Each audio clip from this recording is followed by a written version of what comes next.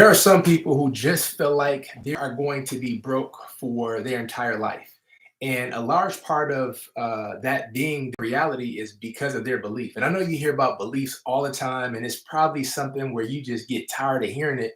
However, it's so true. And most of it is not our fault. For transparency, I have had money problems most of my life, even in my adult life. And a lot of it stemmed from my childhood, if you will.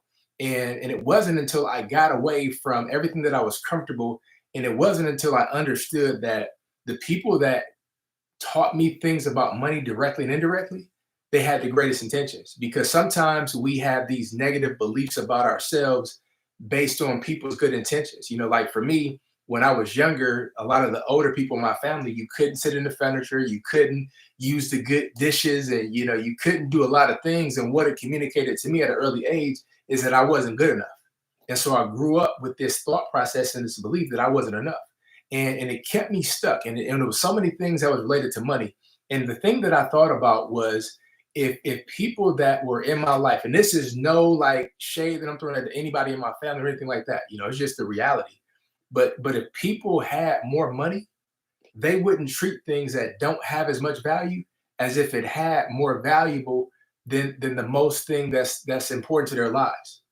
Some people treat their cars better than their children. Some people treat their wardrobe better than their siblings. Like there's some people that treat things in their house better than they do their spouse. And so what it communicates to the person on the other end is that I'm not enough, or that the only value that I have is up to the point where whatever this costs is right below that. And so people have this mentality and they grow up and they don't make money. And sometimes it's not because of their effort, because it's a lot of hard working broke people. And it's not because they don't work hard. It's not because they're lazy or something like that. It's not that at all. A lot of times it's because of their belief system and how they grew up and the things that they believe about themselves. Because the reality is this: we have YouTube. There's a lot of tools and a lot of resources on YouTube. And so it's not about a lot of the knowledge. A lot of times it's not that people don't know, it's them doing what they do know. Because like if we just do what we know, we would be phenomenal. We would be light years ahead. But a lot of times it comes down to belief and their belief system and what they believe about themselves. Because wherever we are in our lives right now is a result of where we expect to be, where we feel like we deserve to be, and to a certain extent where we feel like it's best for us right now. And a lot of that is unconscious. However, the thing that I think is really, really powerful is even listening to language. I'm not sure about you, but I know I've said this before. I'm not good with money. Maybe you've said that before. But when you think about you saying that I'm not good with money, like anytime anybody say I am anything, whatever is after I am, that's an identifier.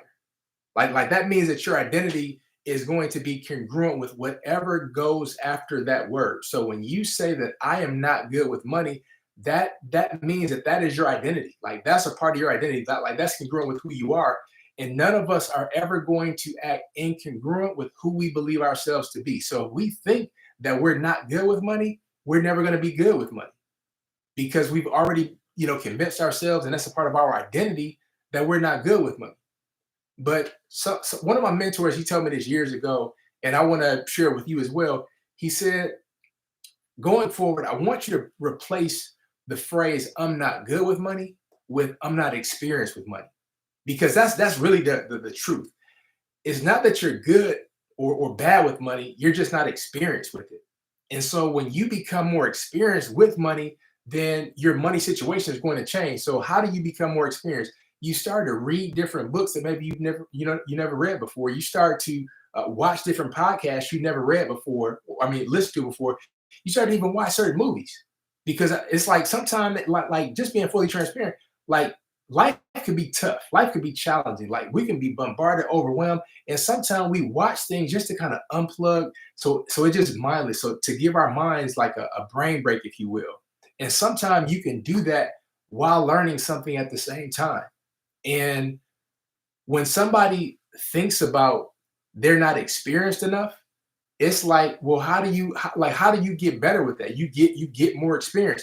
And there's so many different ways to do that. But I think that reading is one of the most valuable things because it gives you the ability and opportunity to buy a mentor for under $20. Because literally, like when you buy a book, whether you listen to it on Audible or whether you really buy a book, like you're getting a chance to buy that mentor for under $20. Now, I've written 6 books to this point, and I can tell you, even with AI and all that kind of stuff, which I don't use, like writing a book takes a lot out of your life because you put so much of your time, energy, blood, sweat, and tears in that book to make it a great experience for the other side from the reader's perspective. And so when you read somebody's book, you get a chance to download and you get a chance to take maybe, a couple hours or even 5 or 6 hours to have them download decades into your life. Because people that write books, like it's so much of their life that they condense in this book, because a lot of us who've written books before, we're writing for legacy. Like we're writing for generations to come. And so sometimes we try our best to put the best of the best in the book. And so when you take the time to just invest something less than $20, like you're getting mentored from somebody from a distance through their book, and you can gain all kind of information. A lot of the information that I know now that I teach others, it's because I got it from somewhere else that I read down the line, or either I experienced it myself, what worked or what didn't work. But the only way that we get experience is by doing. And when people just say, I'm not good with money, what it does is it actually gives you excuse to not take action. Because if you're just not good with something, then why put forth any effort to try to do anything that's related to that? It's like a waste of time to our unconscious mind is how we view it. And it gives us a cop out. It gives us an excuse to not do something. But when we say, I'm not experienced, then that gives accountability to be put back on us, because the only way for you to get experience is to go after it, to do something, to take some kind of action. And money is no different. And the thing that I also want to encourage you to just consider are the people that you're around. Like sometimes we don't really consider our surroundings. We don't consider the people that we spend the most time with. If somebody wanted to know you and they wanted to offer you $1 million job, and what they were going to do, they were not going to interview you whatsoever. They were going to interview people that know the people who you hang around. It's like the people that you spend the most time with. Could those people pass the test to get you that $1 million job? Do you want them representing you? And if they're not the best representation of you, they're taken away from you getting money, and they might be the primary cause and reason why you're broke. However, it's not 100% their fault. It might be yours. And I know that was my reality for a long time. And I was hanging around people that I love. Even to this day, I still love them. They just wanted something totally different than what I wanted. And I didn't want them to think that I thought I was better than them or anything else.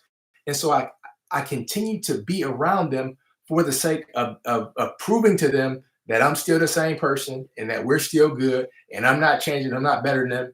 And the reality is this: every single day, all of us, and I typically do not use universals, but all of us should change on some level. We should grow and get better on some level. So sometimes we make the mistake of trying to defend that we're the same person when that's really not a compliment whatsoever. Because if somebody who was, in 7th grade and they're still doing the same thing 15 years later, we would say that's a problem. But sometimes we have the 7th grade equivalent of financial education and we're still doing the same thing 15 years later. And it's time to upgrade. And it's like there's a lot of injustices. There's a lot of things wrong with our government. There's a lot of people that are just evil and doing, like, there's a lot of blame that we could put on whoever we want to. However, it's still our responsibility to educate ourselves from a financial perspective and take full responsibility of our financial situation. Because if we don't, we're going to stay stuck. We're going to stay broke, and we're not going to move forward. But the only pleasure that we get is the ability to blame our situation on somebody else. People do it every all the time. specifically every 4 years. They blame somebody else for their situation and they blame somebody else for being stuck. And then they put all of this pressure on this other person to change and transform their entire situation that they've spent 20, 30, 40, 50 years developing, but they want somebody else to change it because they're putting their responsibility off on somebody else. And that's not their job. And it's never going to be their job. And when you think about people that are successful, that are making money, they're not putting their success, the dependency of their generational wealth in the hands of anybody else except themselves. And now I know people can make the argument that there are a lot of evil people, out there doing all kind of stuff, and that you have to do people wrong in order to make money.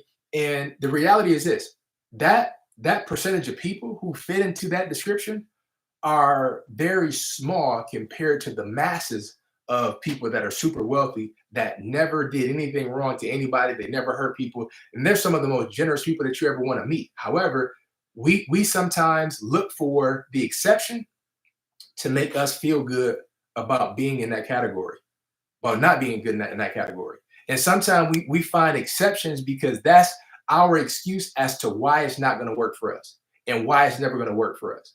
Ask me, how do I know that? Because I used to be there. Like, I used to blame people for my situation. And it got to a point where I actually felt good about it. I got comfortable blaming other people.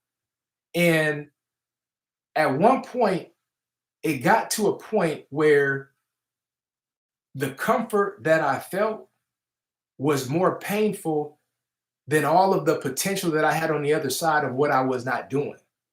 And that was the only time that I took action. And I think that sometimes people, they stay broke because it doesn't hurt bad enough. I remember hearing a story years ago, and it was this old man, and he was sitting on his porch, and he had this old dog that was sitting next to him, and the dog was just howling. And a friend of his came to visit him, and he said, "Why is your dog howling?" And the old guy just nonchalantly, he said, "Oh, because he's laying on a nail." And his friend was like, "A nail? Like, why doesn't he move?" And the old guy was like, "Because it doesn't hurt bad enough." And that's exactly how some of us are. We stay broke. We stay in financial crisis. We stay in money misery because it doesn't hurt bad enough. And just like me, maybe it might take you to find leverage outside of yourself, because the sad reality is that sometimes we'll do more for people outside of us than we'll do for us. For transparency, I have children. There's been time where I would do things for my children that I won't do for myself. I would sacrifice food for myself, for my children. And yeah, that might be honorable to a certain extent, but sometimes it unconsciously communicates that you're not enough. They are, but you're not. And so sometimes we might have to find leverage outside of ourselves because we conveniently use ourselves to stay stuck in situations, and we conveniently use other people to take action and get results for other people that we won't get for ourselves. Like, there are so many people where they've never had a savings in their life. Like, they've never had a savings in their life. But somehow their family member needs $900 within 2 days. Even though this person does not have a savings, they have no money at all, they figure out some kind of way to get 900 more dollars than they currently have for their family member. But they couldn't go and get the $900 to put into their savings. And so sometimes we have to find leverage. I don't know what that is for you. For me, it's my children. It's my wife and my children. And so for you, figuring out who can you use as leverage in a positive way. Like, okay, I have to go get wealth to not let them down. And hear what I'm saying. When I'm saying wealth, sometimes people make this big mistake of thinking that wealth means you have to make $10 million a month, and you have to be no, that's not wealth. That's not wealth. Because sometimes it doesn't take that much. Like, the reality is this: most people that want to be wealthy, for them to truly get to their level of wealth, does not even take the amount of money that they desire and aspire to have. It doesn't take that much. And I don't know what that is for you, but I just want to encourage you to find your leverage. Find your family or friends or whoever that you feel like, look, I have to do this for them, not even for yourself. Because apparently, for a lot of us, including myself, when I was at that place, because we don't have money, Us using ourselves as leverage, it doesn't work, or else we wouldn't be in the situation that we're in. So sometimes the only thing that you can do to get out of a situation is identify where you are in the current and figure out what do I have to do to get from where I am to where I want to be. And sometimes it takes you leveraging other people and doing something for them that you might not do for yourself until you get the belief that you're worth doing it for. And I tell you, language is really really important, and sometimes it's like we stay stuck and we stay broke because of the way that we think, from the perspective that we think that um, pursuing money is evil, and pursuing money is selfish. And so often it's like we have this tug of war with wealth. We have this tug of war with money where we want it, but we don't want to be perceived as being greedy. We don't want to be perceived as being evil. We don't want to be perceived as somebody who stepped on somebody else to get what they have, but they hurt somebody in the process. And here's the reality. A lot of times, we hear these different songs and these sayings, and we convince ourselves that more money means more problems.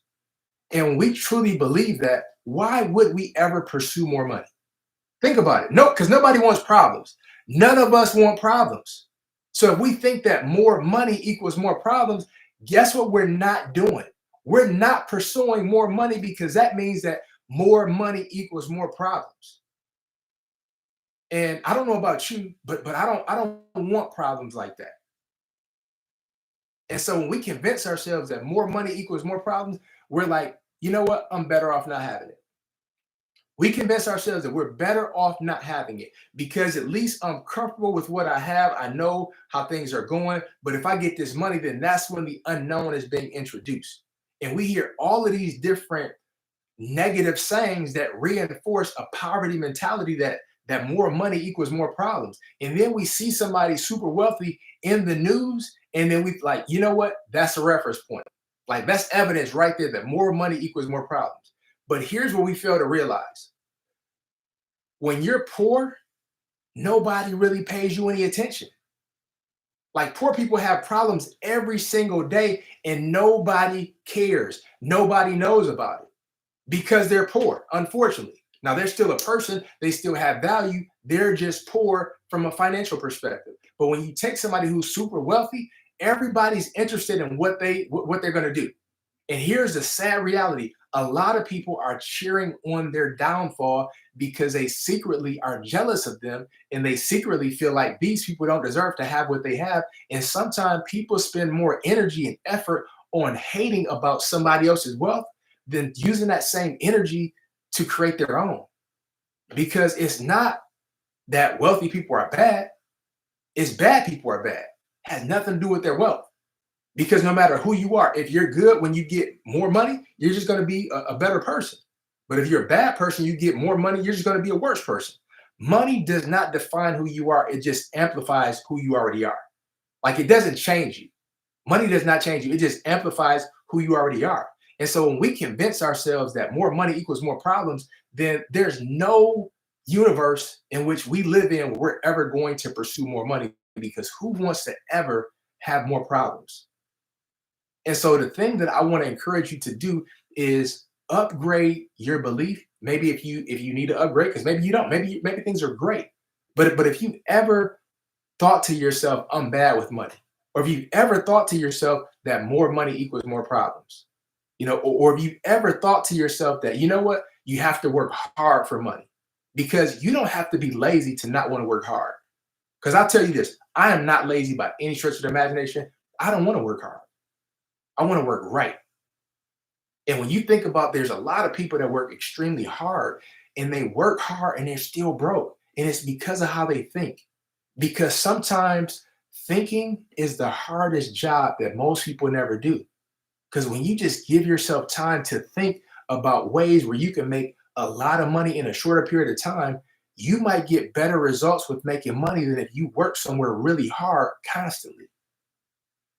Hear me out. I'm not saying that people should never work hard, because you have to do what you got to do in the moment. But what I'm saying is this: a lot of times people are deceived into thinking that time is money, and that you have to work hard to get money, and that more money equals more problems. And all of those things are contradictory. And people that believe them, it causes internal conflict to just spill over into their lives and spill over into their bank account because there's so much conflict around getting more money. Because guess what? When we get more money, we're going to have more problems. You know, if we want money, we have to work hard for it.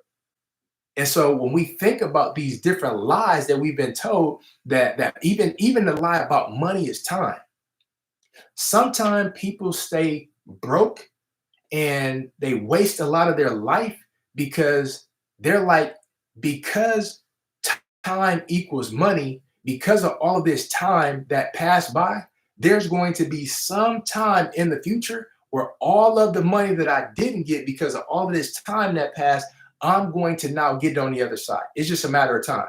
That's why people play the lottery, because they figure like all of this 5 years, 10 years, 20 years that passed where I've been broke, my whole life I didn't have money. Because time equals money, it's only a matter of time before I hit the lottery to make up for all of this time that had passed by where I did not get the money. And that's a deception because time does not equal money. And here's how I can prove that to you. If somebody right now was willing to give you $1 million, and the only stipulation was you had to end your life today, you're not taking that money because all of the things that you would use the money for, you can't use it anymore because you're not here. So that's a prime example of how time does not equal money. Time is infinitely more valuable than money is. And it's like when we understand that, we'll use our time differently. And a lot of times people stay stuck broke because they waste the most valuable resource that we have, which is time, and they deceive themselves into thinking, I have tomorrow. I'll do it later. And we don't. And guess what? I've been there before where I say I'm gonna do something and I don't do it. And guess what? That just keeps me 1 week, 1 month, 1 year pushing my wealth back because I'm choosing poverty over prosperity. And that's what a lot of us do, and it keeps us stuck. And when it comes to our belief system, like that's the thing that is really critical, important for us to upgrade because when we upgrade our belief system, a lot of the lies that we're told, we'll stop believing them. And when you stop believing things, you do things differently. It's like, what we say is what we see. So we have to be very careful what we listen to because a lot of time we repeat things that we hear, and that causes us to see a certain thing as we see it, not as it is. Because sometimes we don't realize that we don't see the world as it is, we see the world as we are. And because of how people see the world, it keeps them stuck and it keeps them broke and it keeps them broken. And I don't know about you, but I think there's a better way. I think there's an easier way. I think there's a simpler way. And I think there's a faster way. And a large part of getting to the faster, more effective, prosperous, wealthy path is leaving all the lies behind, upgrading your belief system, and figuring out what valuable resource can you bring to the marketplace to be financially compensated for because you have something of value, no matter who you are, especially in this day and age. Because a lot of times we think that the market is oversaturated, there's no more room for me, whatever that might be. And that's just a story that we tell ourselves that. I told my story about for years. And guess what? It was only a story. And so when it comes to getting out of poverty and not being broke, one of the first things that is important for you to understand is becoming the person who has money, becoming a person who has wealth, becoming a person who's comfortable with having six figures, becoming the person who's not impressed by having this amount of money in their bank account. Because when you just expect it, it's no longer something that impress you. It immediately becomes a standard. And that's really all it comes down to. When you raise your standard, it doesn't matter what's going on in the world. It doesn't matter what's going on in the economy. It doesn't matter what's going on in the government. It doesn't matter who's in office. It does not matter because your standard supersedes all of it. Because if you have a low standard, but you have all of the resources around you in the world, you're never going to leverage it. But if you have a high standard, if you have no resources whatsoever, there's nothing that can stop you. And so I want to encourage you to upgrade your standard and truly believe that you have the ability, and more importantly, that abundance is your birthright. Wealth is something you're supposed to have, and broke is a state of mind, and it's only something that you're temporarily overcoming. So when you think about being broke versus overcoming a cash flow problem, it's totally different. And I want you to think about you might be in a process where you're overcoming a money problem, but you're not broke. And you're not somebody who's always broke, but you're somebody who's really wealthy. You just haven't got your money yet. Somebody else has your money in their pocket. They're just holding for you temporarily. Like, it's not a negative thing, but you're going to provide some kind of service, some kind of business, or something to them where you're going to exchange your gifts and talent, skills and abilities for all of that money that they have, that they're just holding for you. And understand that it can happen a lot quicker than you think, especially when you upgrade your belief system and you upgrade your standard.